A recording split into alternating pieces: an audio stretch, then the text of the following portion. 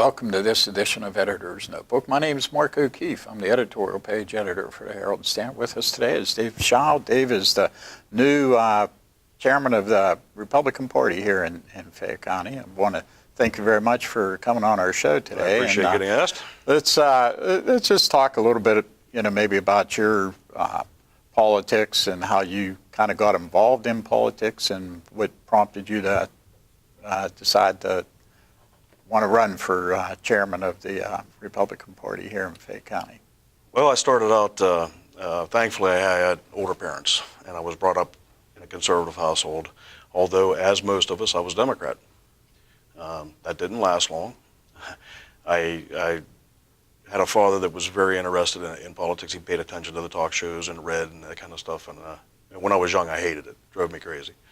As I got older, I found myself exactly like him, and kept following it, and became more and more conservative on my views, and switched to Republican. And as I started college and got into work, I spent most of my time in public service. I was a firefighter and a paramedic here in the area for years, 20 plus years. And then toward the end of that part of my career, I also got into law enforcement. I worked for the federal government in immigration. Actually, I was in the immigration office. So I've seen kind of the best and the worst of both worlds, and that's why I really wanted to, I got tired of sitting back and not making changes, and decided it would be time to get into it. Unfortunately, as I started to see how the Republican Party and the politics scenario was, I wasn't real satisfied with it, and that's when I got more involved. And it's progressed to the point now where, thankfully, the folks in the area want to see me take the reins a little bit, and we're going to go from there. Mm-hmm. So when did you were involved with Patriots Party, right? Well, it's not a party, but it's okay. It's basically the Fayette Patriots. I was one of the founders for that, in a response basically to the fact that we were not seeing strong conservative values being put out by either one of the parties. We weren't getting education. We weren't having people get involved with the politics and the legislation and all that was being done. It was just kind of being done, and no one was noticing. And when we started the Patriots up, that was in response to the fact that we needed more of that here. It grew very rapidly and still is growing rapidly, and that was a precursor to getting into the Republican Party and seeing that we needed change there. So we kind of went from that. What year was this? Was about 5 or 6 years ago. Before the 08 elections, pretty much. A lot of people think it was secondary to the Obama elections. It was not. It was actually prior to that when we started, and it was because we were upset with both parties. We wanted to see change. We felt that the political leaders weren't listening to the people. We see it here in the county. We see it in the state. We see it in federal, and that's why I think the movement went so fast. You had other ones like Occupy and whatnot. And it was a voice crying out basically to the government saying, look, you're supposed to be working for us, you're supposed to pay attention, but in return we have a duty as well to be educated on the topics and know what's going on. And I think we've really raised that in the county quite a bit because of the changes you've seen in the last 5 years. Mm-hmm. Everything from voter fraud issues and voter problem issues with that to the fact that our next meeting we have another congressman coming in for discussion. So it's really elevated the level of education, I think, in the county. Mm-hmm. Now, is the Patriots, or do you consider yourself a Tea Party, or how does that? Well, it's a totally separate thing, okay. And it's good because what I'm dealing with primarily with this now is the Republican Party. The Tea Party is a separate issue completely. That's folks from every realm.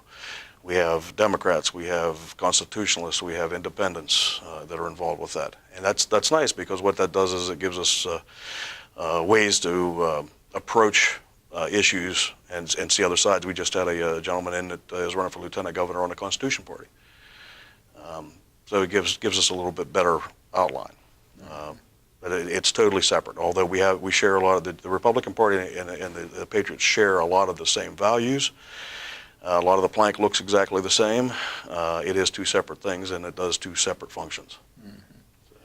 One of the comments you made to our reporter, Patty Yarger, in the story was that you feel that Fayette County, that there's a lot of people here who are conservative, probably Absolutely. more so than liberal, particularly on social issues, I would think. Yeah, I'm a perfect example. Like I said, I was originally a Democrat.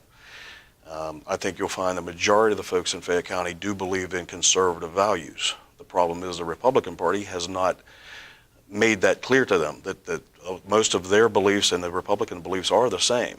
It was always taught here that you had to be a Democrat. That's just the way it was.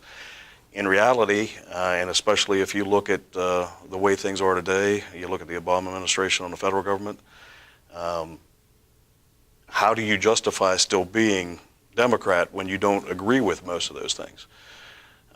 State level, and we'll talk more about some of the state races, and locally here with the county, with the commissioners. That's some hard stuff to say I belong to right now, and I think that's why you're seeing the numbers changing the way they are in the county. The Republican numbers are getting better. We had talked earlier about the fact that everyone just assumes that this is a much more Democrat area, and while the numbers say that, if you look a little deeper into them, we have roughly 52,000 registered Democrats and 22,000 registered Republicans. One of the first things we did was the voter purge. We had 30,000 people that were either dead or not voting. Well, that's a big number, and I think most of those are going to end up being Democrats, so that's going to change a lot. You have the demographics in the area. We had an older population here for a very long time that's starting to change now, and that's in our favor. And yes, the majority of the folks, I think, are conservative valued. They're Christian, they're family, they're work oriented, and that all fits in perfect for the Republican Party.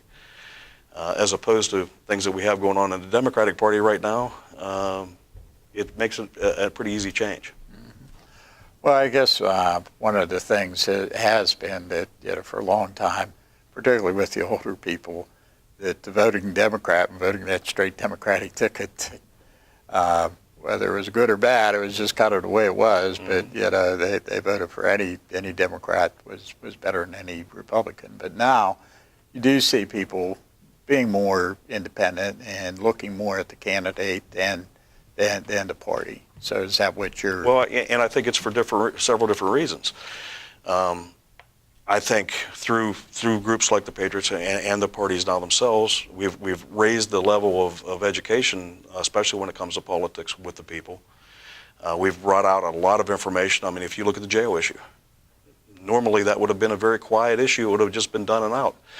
It's not that way now. People are looking at it. They're looking at the money. They're feeling the pain of government now and how much taxation there is on them and how many regulations there are and how the job markets are. I mean, we had, when the recession started, you had a little over 1 million people that were out of the job market. The recovery under Democratic rule, we have over 11 million not in the job market. People are starting to feel that, and they're saying, wait a minute, why is this? And they're questioning it, and they're starting to learn more about the issues. And then one of the things I want to do with the Republican Party as well is we're going to bring in folks and speakers and seminars and lectures to folks. We've done a terrible job at marketing the fact that we are actually what people are around here. I think that's going to change. I think they're going to be able to see that, my values line up a whole lot more with these folks than what we're seeing out of Washington and out of the state and out of the county. Mm-hmm. So I'm very optimistic on that. Well, you did have President Obama lost both his elections here in Fayette County, first time since Richard Nixon beat George McGovern back in 1972, and also Governor Corbett did win here. McCain and others. I mean, you're seeing when it comes to the larger elections, the folks in the county are voting conservative, and they're seeing that. I think more out of habit than anything else, they're still voting Democrat on the local races. But when you have events like the way the prison issue has been handled, like the schools, the taxes, the things that are going on here, people are saying, wait a minute, I really need to look into this more, and maybe a Republican candidate's the right way to go. And you're seeing that. And thankfully now we're starting to see a little more activity on the Republican side. We're baby steps right now. We have an awful lot of things to change and fix and move on, but we're starting to see candidates run. We got Ryan Warner is back on the ballot for Debbie Kuhla's old position, even after being knocked off. That's the first time we've had a write-in candidate put on for quite some time, and he did it with nearly 3 times the signatures. So we are making grounds. There's no doubt about it. Did you feel that the Republican Party was did some organizational thing to help you? Oh, absolutely, we did. Absolutely, and it is, and we discussed earlier, it is more difficult for us. Plus the fact that we haven't had the infrastructure that the Democratic Party has had here in place, which we're working on very, very hard right now. We now have, boots on the ground. We have the wheels are starting to come under the wagon now, and I think we're going to be in much better shape because of it. Okay, we're going to take a break right now. Stay tuned. We'll be right back. It is so easy to give back. I don't have a lot of money to help people, but I do have something. I have time. Get up and do something. Just imagine how strong a society we could be. Every one of us has a role to play in making our communities and our country stronger. Discover yours.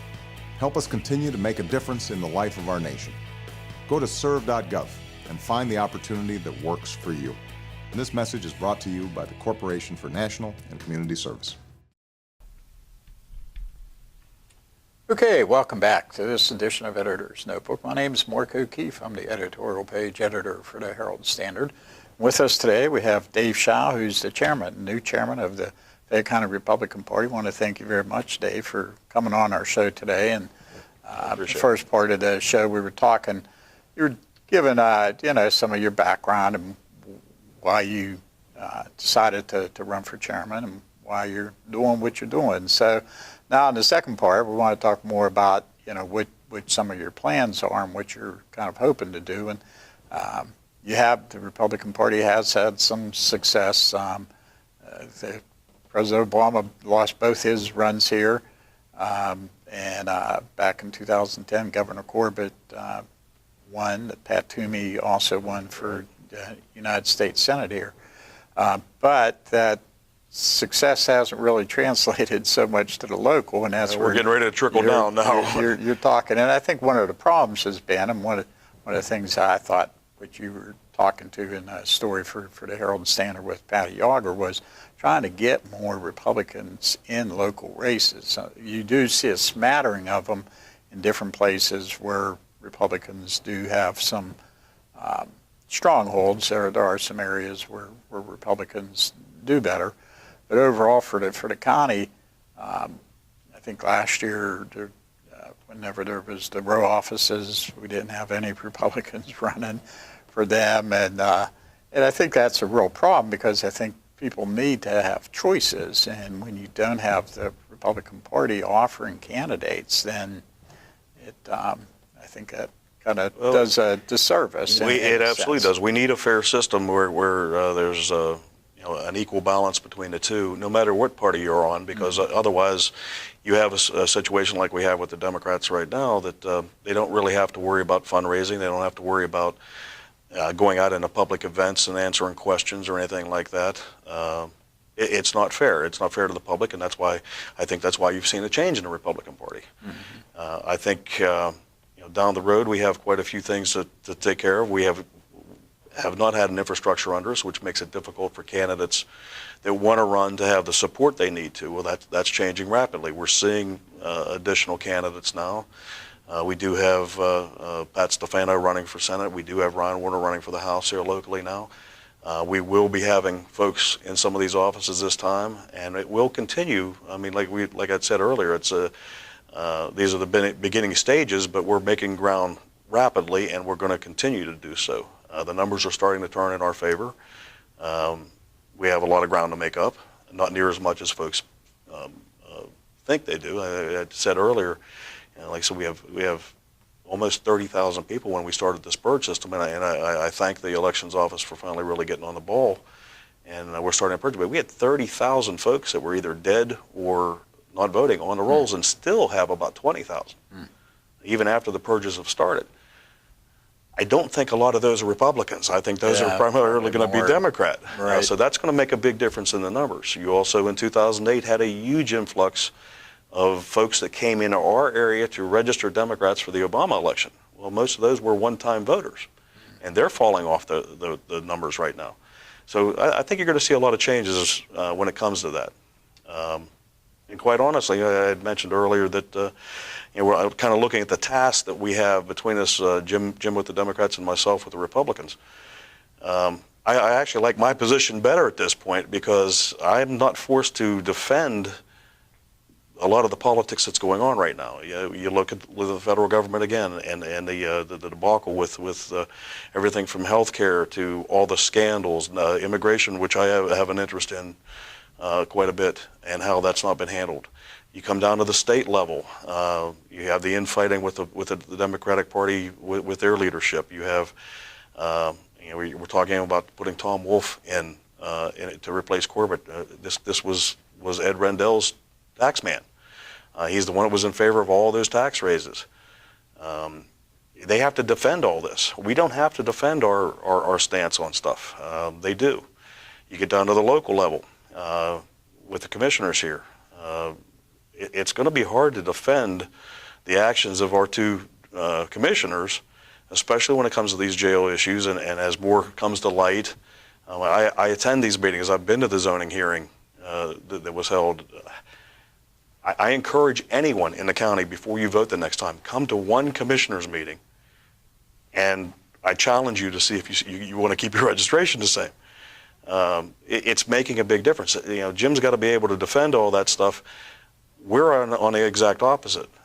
We have been able to make ground. We're doing well in a lot of areas. When you look at Corbett's record, now I will say this about Corbett: he's done a lousy job at getting the information out.